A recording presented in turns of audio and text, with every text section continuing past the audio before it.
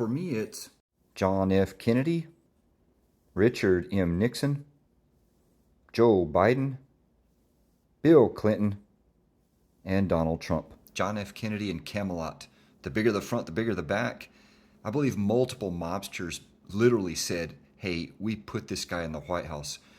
John F. Kennedy's father, Joseph P. Kennedy, his activities, his rise, his well-documented connections to multiple mobsters, and his likely string pulling among either mobsters or labor unions to get his son into office, all of that just simply can't be ignored.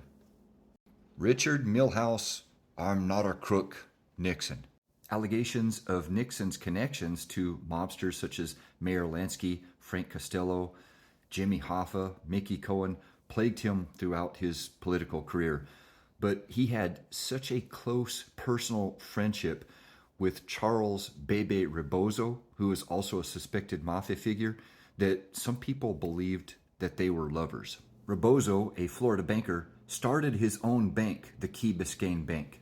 According to Don Folsom's book, Nixon's Darkest Secrets, the inside story of America's most troubled president, mafioso turned government informant Vincent Teresa admitted that he laundered mafia money through Rebozo's bank. Here's something I found interesting about researching Bill Clinton.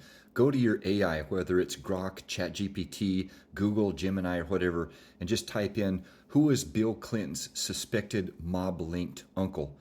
According to this Google research, you are asking for information about alleged criminal connections of a former president's relative. It is not appropriate to provide information that focuses on potentially unsubstantiated claims about individuals. I crafted multiple simple inputs into ChatGPT, and on multiple occasions, it provided completely fake information on a James D. Clinton, who has no connection to Bill Clinton or the Mafia, and it refused to identify Bill Clinton's uncle, Raymond Clinton. Hot Springs, Arkansas was a hub for Mafia activity, and Bill Clinton's uncle, Raymond, owned a Buick car dealership and gaming, gambling, or slot machine operations there.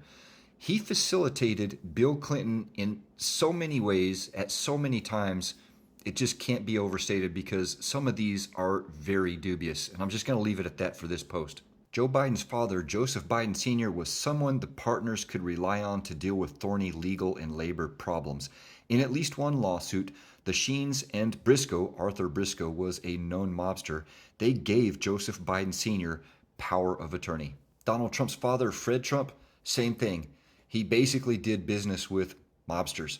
Donald Trump himself has admitted that he basically can't do any business without doing business with the mob.